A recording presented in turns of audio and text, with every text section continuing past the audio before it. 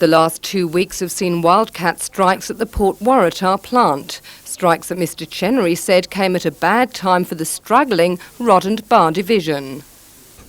A few people have caused a strike over some of the changes in rosters, and it's all about change in overtime levels.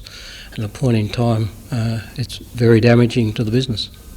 If these sort of strikes continue, what future security can you offer your workers? Workers here have security under the Steel Industry Development Agreement, so that there are no retrenchments while ever the Steel Industry Development Agreement is effective and works for everybody. Ultimately, the only guarantee is that this business is internationally competitive and we are profitable. That is the only guarantee, ultimately. It was this that shocked the FIA's 3,000 members at the plant, especially since Mr Chenery was quite open about the company's falling profits. Our profitability has halved in the last 6 months, and in some months we're break even in profitability. We're exporting a lot of steel and holding operations together. But late this afternoon, BHP said difficulties with the union had been resolved at the meeting, and greater efforts will now be made at joint communication to avoid any more strikes. Rebecca Skinner, NBN News.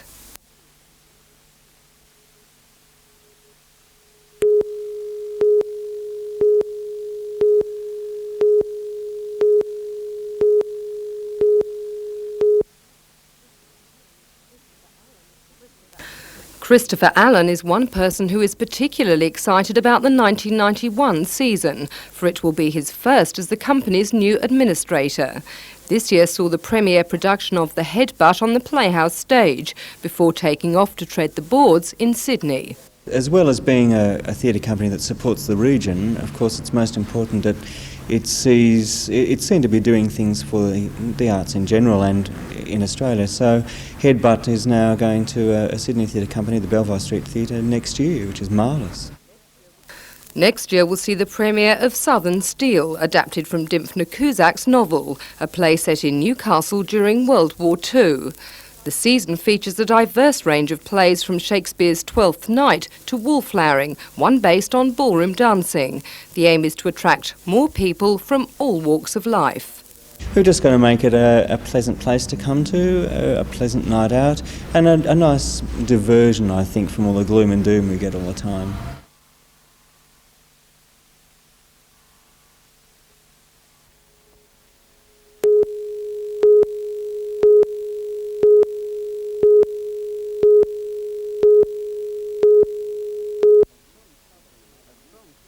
A strong southerly made a mess of conditions for round 3 of the BHP Steel International, and it was the seeded surfers who were blown out of the water. Florida's Todd Holland found all the right waves in the first heat and sent Queensland's Gary Elkerton out of the contest and on his way to Hawaii. Barton Lynch moved south in search of better waves for his clash with Avoca's Bryce Ellis, and eventually kept his slim world title hopes alive with a decisive win. Reigning BHP champion Tom Carroll spent the morning with police searching for a stolen surfboard, and his luck didn't improve against Manly's Robbie Bain. Bain turned in a radical performance that left Carroll pondering his worst ever year on the professional circuit. Anything can go wrong with me, this year will, I feel. So, got to roll with that. Local fans got no joy from Dave McCauley's win over Newcastle whiz kid Nick Wood. The winning margin an embarrassing 21.5 points. Glenn Pringle's giant-killing run seemed certain to end when Hawaiian Sonny Garcia posted the highest score of the contest on his opening wave. But as he did against Martin Potter yesterday, the Cronulla boy kept his cool, picked the longest waves and eventually grabbed a heart-stopping last-minute win. I've never ever had a run of luck like this ever in my life. It's just unbelievable. The upsets continued when American maestro Tom Curran was comprehensively beaten by fellow countryman Marty Thomas. Thomas was in sizzling form, and for once Curran couldn't find the best waves. In the Newcastle City Council women's event, the early failure of several big names allowed both Michelle Donoghue and Connie Nixon into their first professional final. Queenslander Nixon began strongly with the ride of the heat, but some consistent moves pushed Donoghue back into contention. And when the announcement was made, it was the former Newcastle girl who had every reason to smile. Bruce Mackenzie, NBN News.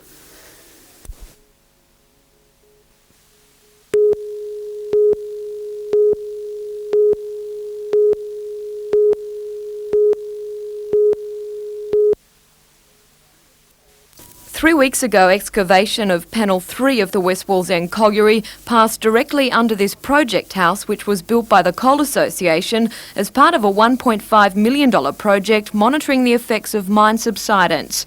Around 60 cracks have appeared inside the house, and outside there are noticeable gaps between the wall and adjoining concrete slabs. I guess it's about what we expected. There's perhaps more hairline cracks in the plaster than I would have expected.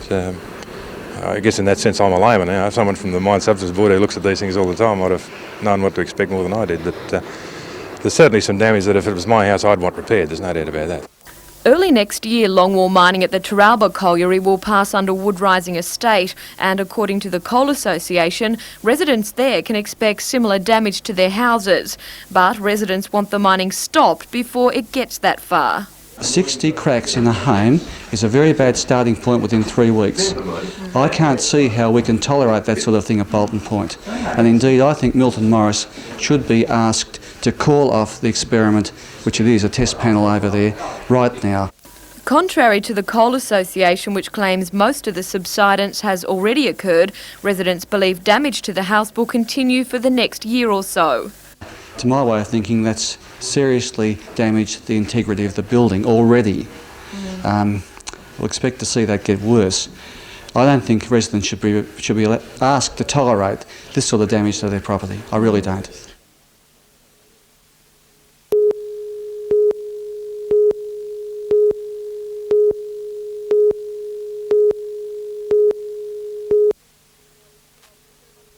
While the surfing was hotting up in the water on the beach, the crowd was soaking up the sun and the world-class action. But the soaring temperature necessitated a few precautions, and while some took a little persuading, others needed no encouragement. After a couple of hours in the sun, even the most dedicated sunbathers were feeling the heat and were forced to cool off. But despite the occasional distraction, surfing was what they were there to see, and every vantage point was taken. Meanwhile, residents of Mayfield were enjoying their waterway. While a swim in Throsby Creek wasn't advisable, residents made the most of the nearby park to hold the first ever Throsby Regatta.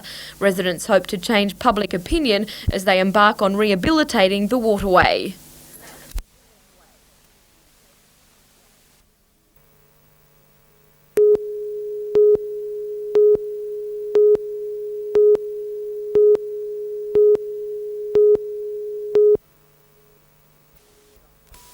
The New South Wales coal industry is returning to profitability after 8 successive years of loss.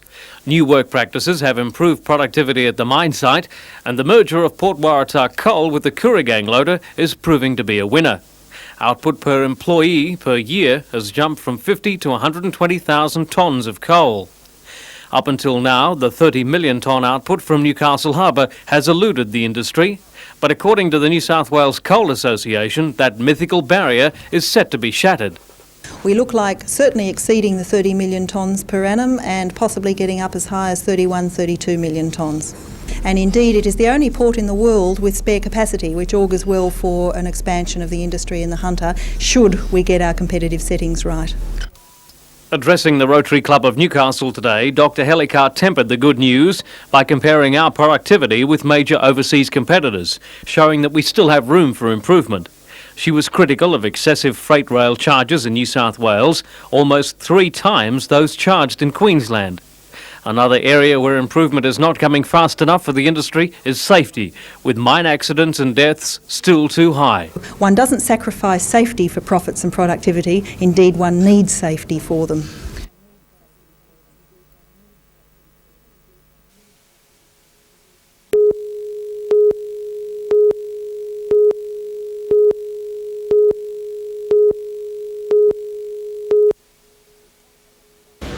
In contrast to the high-profile inquiry conducted by Homicide Squad detectives when Mrs Brislane's body was discovered on October 27, today's inquiries have been remarkably low-key. We understand that police have been questioning a man since early this morning. However, where that questioning is leading is still a mystery. A press conference was called at 4 o'clock this afternoon. However, it was shortly later called off, and at this stage, inquiries are continuing.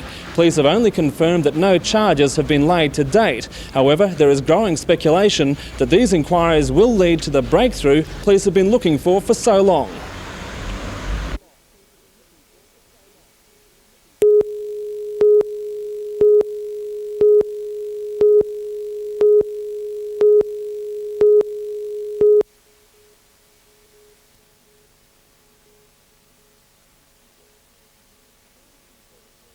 The Grand Conservatorium Concert Hall was draped with tinsel and baubles as the youthful orchestra presented a range of classical and popular pieces, as well as a selection of Christmas music to usher in the festive season.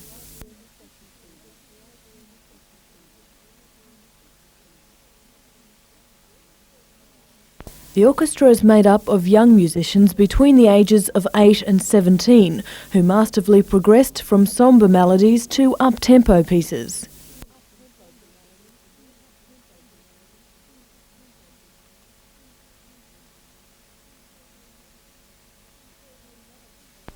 There will be another Christmas concert at the Con on Sunday, the 2nd of December.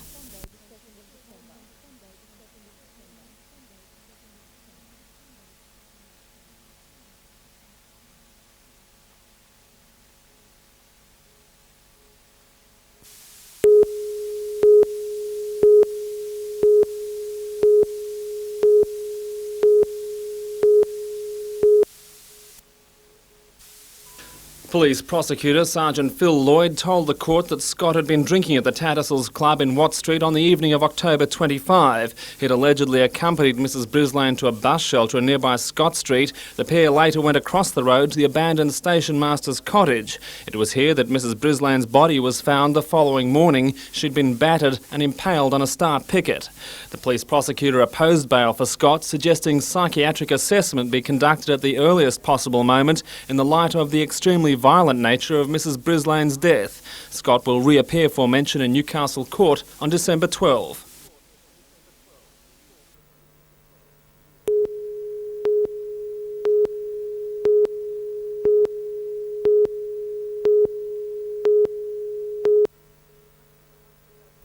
Until a month ago, Council could declare alcohol-free zones only in public reserves and parks. But now, under new state government legislation, zones can be enforced in public streets.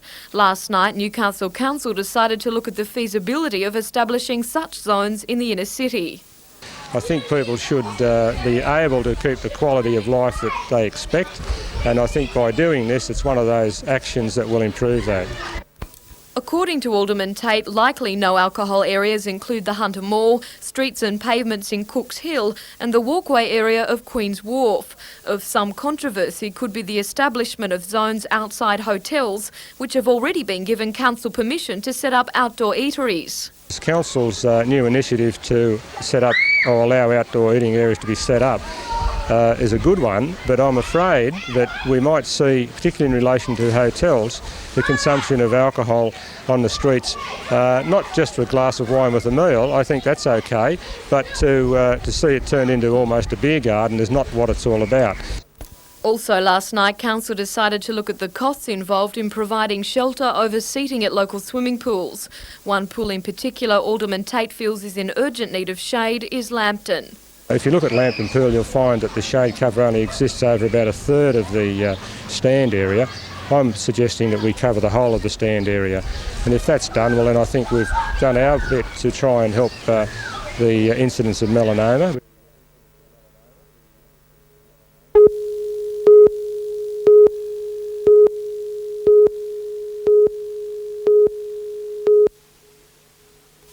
The arrest of an unemployed 32-year-old man early yesterday morning was an unexpected development in an inquiry that had begun with immense public interest. The discovery of 47-year-old June Brislane's body at the rear of an abandoned cottage in Newcastle's east had stunned the city. Police conducted a blanket inquiry in the surrounding neighbourhood, interviewing hundreds of residents who may have seen the woman before her death.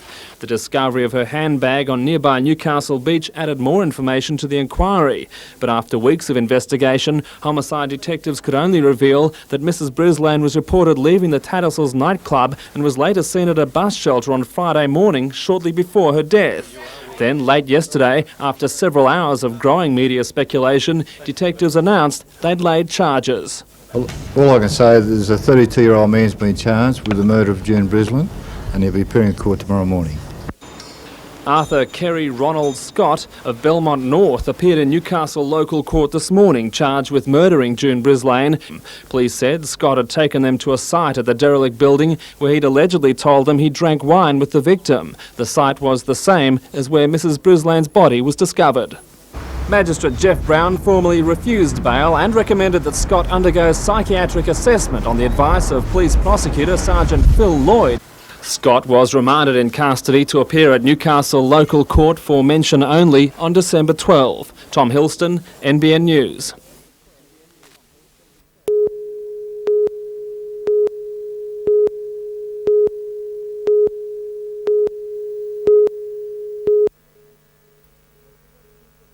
Representatives of the 21 participating schools gathered with parents and teachers for the presentation ceremony. Over the past year, each of the schools has spent time and energy on environmental projects ranging from tree plantings to recycling. First prize went to Bellbird School for its tidy walkways and spotless playground. Branxton School came second, and third prize went to the tiny Stanford Merthyr School, which has only 22 students. The children of the 90s are certainly aware of why environmental awareness is so important. Got to make sure that the greenhouse effect doesn't get worse. But according to Mayor Marie Callaghan, kids in Cessnock have a special reason to think globally and act locally. Children are aware that the city of Cessnock was raped environmentally 10 and 20 years ago by the mining companies. And it's good to see someone want to turn that around. We're trying to make Cessnock a better city and a more beautiful city, and the children will do it for us.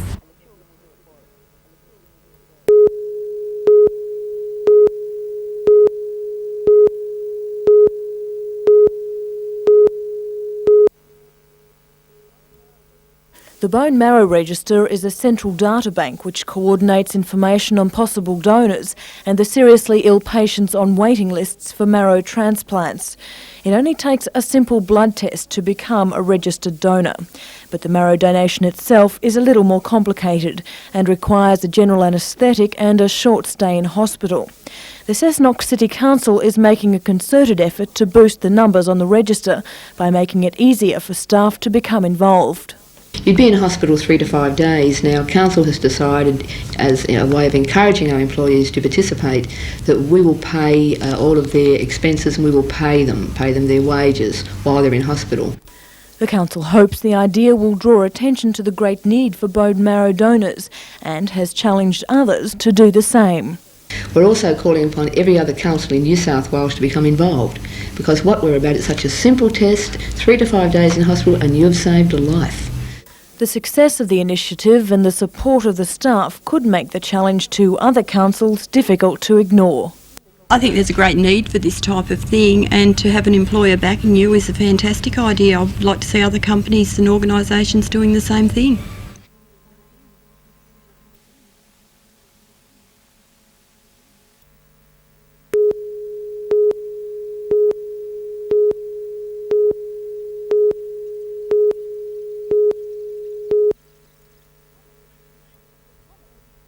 The comments in State Parliament arose from a draft report on total catchment management in Lake Macquarie. The report recommends that the effects of redhead tip on nearby Jules Swamp be investigated. Member for Charlestown Richard Face told Parliament that a leachate from the tip is a major source of pollution in the swamp. His concerns are backed by members of the Care Environmental Group, who claim that the existing system for draining and dispersing leachate from the tip presents an environmental hazard.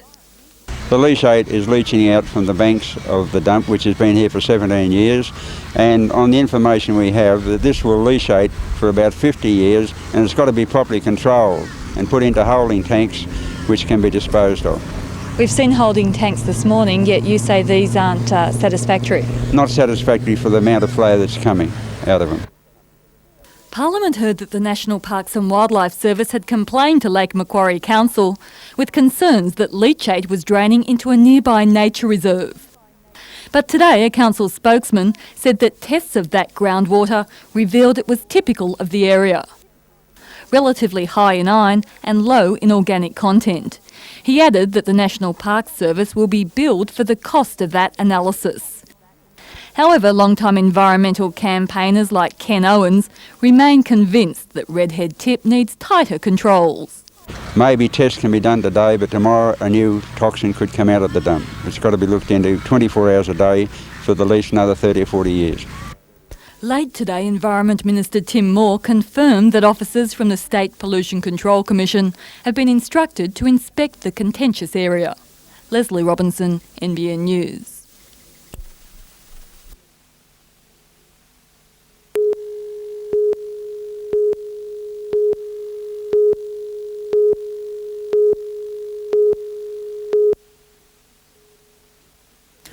With Christmas less than 4 weeks away, the shopping scramble is on. Amid the rush at Wallsend Plaza this morning, some shoppers pushed their budgets just a little further for an extra present to go under this tree. Each card on the tree represents a worthy recipient nominated by Home Care, Aid and Welfare Services. There are no names, just ages, from the very young to the old. Kaylee and Alan Dwyer had a gift for a 5-year-old boy.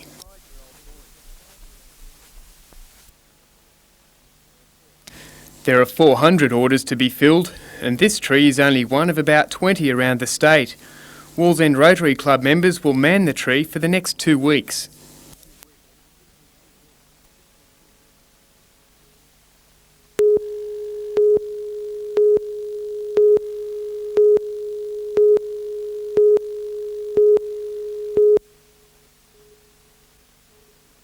Twelve students completed the course. None had ever held down a job before. College officially finished today, but in the past few weeks they've catered for 4 paying functions from 40 to 250 people. For tonight's affair, they're preparing hors d'oeuvres and cocktails, and they'll be under the spotlight of staff and observers. Some of the students have already landed jobs. The others have started a cooperative known as Castle Catering and are tendering for jobs in the competitive field. They have financial backing from the Department of Further Education and Training for 3 years, but hope to be self-sufficient before then. An invaluable asset to the co-op is the pride they put into their work. I love to serve food and be helping people be happy.